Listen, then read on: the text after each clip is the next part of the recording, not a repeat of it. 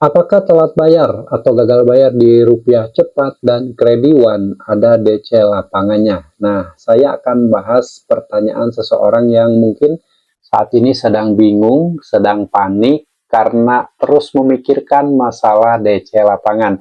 Baik, Assalamualaikum warahmatullahi wabarakatuh. Apa kabar teman-teman semuanya di hari ini?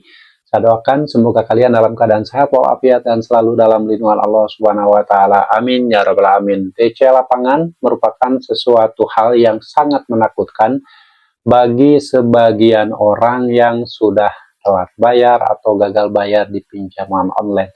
Tidak sedikit yang terus mencari informasi seputar DC lapangan ini. Padahal ya mungkin sesuatu yang ditakuti ini tidak semenakutkan yang dipikirkan di realitanya ya, tapi ya kita memaklumi, saya juga memaklumi bahwa ketika baru-baru jatuh tempo di pinjol itu ada rasa takut karena selalu melihat, selalu membaca postingan di luaran sana yang mana itu sengaja diciptakan agar ketakutan itu timbul di pikiran nasabah yang sudah tidak mampu bayar. Nah, kita harus ketahui dulu teman-teman bahwa Rupiah Cepat dan Krediwan ini merupakan pinjol legal, pinjol resmi berizin OJK. Kalau masalah ditanya tentang DC lapangan ada atau tidak, nah ini kan pinjol teman-teman, pinjaman online. Jadi teman-teman harus paham dulu, segala transaksi itu dilakukan secara online, baik itu melakukan pinjaman, pencairan, sampai pembayaran, semuanya dilakukan secara online. Dan menurut aturan juga,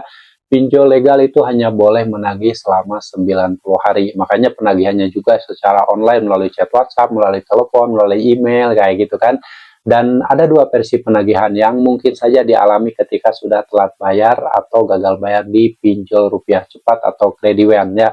Kalau yang menyebutkan nama aplikasinya biasanya hanya reminder atau mengingatkan, tetapi ada juga yang versi tidak menyebutkan nama aplikasinya. Nah, ini yang harus kalian pahami, harus kalian waspadai karena kemungkinan besar kata-kata atau kalimat yang disampaikan itu cenderung menakut-nakuti ya, mengancam, menekan, tapi tidak pernah menyebutkan nama aplikasinya. Jadi nasabah itu akan bingung ya, karena kalau misalkan dibilang ini dari Rupiah Cepat atau dari Krediwan, itu mereka itu kan nggak menyebutkan nama aplikasinya. Nah, ini salah satu cara yang dilakukan oleh oknum-oknum desa untuk mengelabui nasabahnya. Makanya banyak yang ketakutan.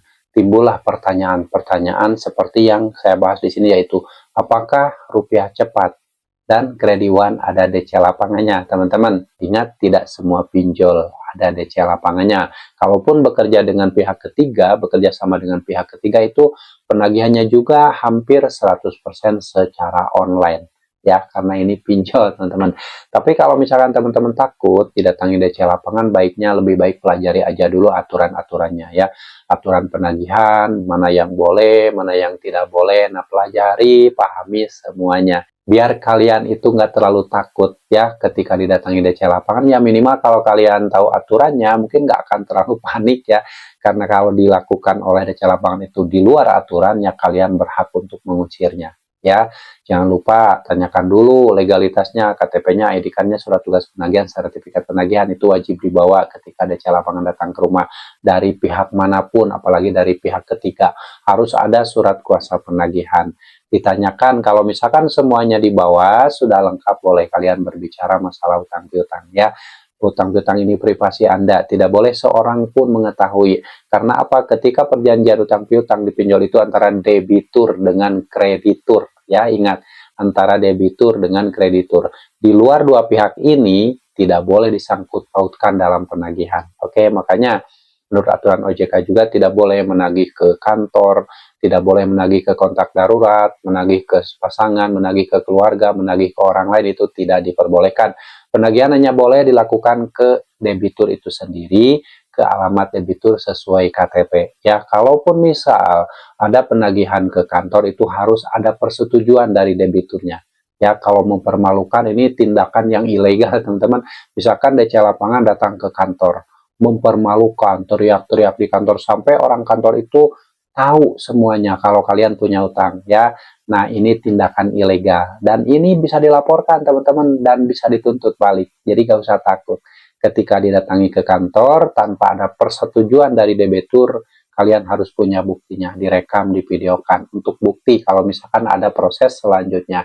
Jadi gak perlu panik lagi masalah DC lapangan datang ke rumah, dia mau datang atau tidak, bukan urusan kalian. Urusan kalian adalah bagaimana caranya kalian itu bisa hijrah ya, menjauhi pinjaman online sebelum hidupmu hancur karena pinjol. Berupaya nyari rezeki yang lebih halal, yang lebih berkah, insya Allah akan jadi keberkahan untuk hidup kalian ya, daripada terus-terusan maksa membayarkannya padahal sudah tidak mampu bayar, jadi budak pinjol, jadi sapi perah pinjol, jadi ATM perjalan. Lama-lama hidupmu hancur berantakan, hartamu habis, semuanya habis, dan endingnya akan gagal bayar pada waktunya ya. Jadi tetap saja orang-orang yang saat ini setia bayar, terus dibayarkan tepat waktu, akan gagal bayar pada waktunya, tapi hanya menunggu waktu saja. Ya, walaupun masih senyum-senyum, masih semangat-semangat, mampu bayar, tunggu waktunya. Suatu saat nanti kalian akan gagal bayar. Ya, bukan saya mendoakan, tapi fakta orang yang berutang di pinjol itu akan gagal bayar pada waktunya. Apalagi utangnya dirawat, hati-hati ya, karena pinjol itu bunganya besar, teman-teman. Ya, tenornya juga panjang, tapi periode bayar yang singkat. Banyak yang terjebak ketika memilih tenor 90 hari, tapi 14 hari sejak pencairan dana harus mengembalikan hampir 90% dari total hutangnya. Ini yang membuat banyak nasabah yang merasa terjebak, dan juga bunganya juga kadang berubah-ubah, periode bayarnya berubah-ubah. Hati-hati ya, jangan sampai kalian berupaya berutang di pinjol jika tidak ingin hidupmu hancur ya.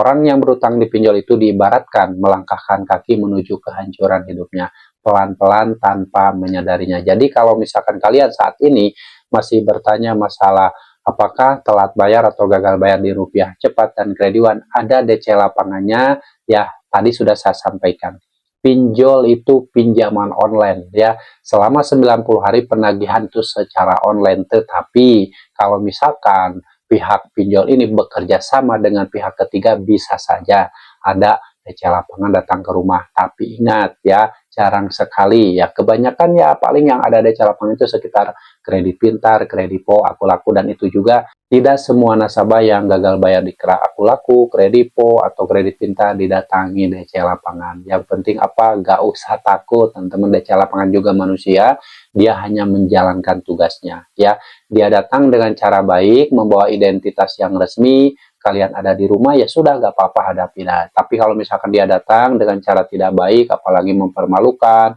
teriak-teriak, itu kan tindakan ilegal. Kalian harus punya buktinya, laporkan balik, dituntut baliknya. Ini tuntutannya bisa miliaran, teman-teman, karena sudah melakukan tindakan yang bisa mengakibatkan kerugian imaterial debiturnya. Oke, gak usah panik lagi. Mulai saat ini tetap tenang, gak usah mikirin DC lapangan. Pikirkan bagaimana hidupmu semakin lebih baik lagi tanpa riba pinjaman online. Pikirkan bagaimana mencari peluang rezeki yang lain agar tidak terus-terusan setiap hari menggunakan uang pinjol yang akan menjadi sumber kesengsaramu dunia dan akhirat. Oke, dan ingat, setiap permasalahan yang sedang kalian hadapi ini asalnya dari Allah.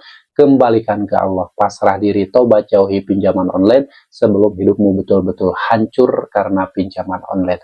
Yang pasti kalian harus tetap semangat. Wassalamualaikum warahmatullahi wabarakatuh.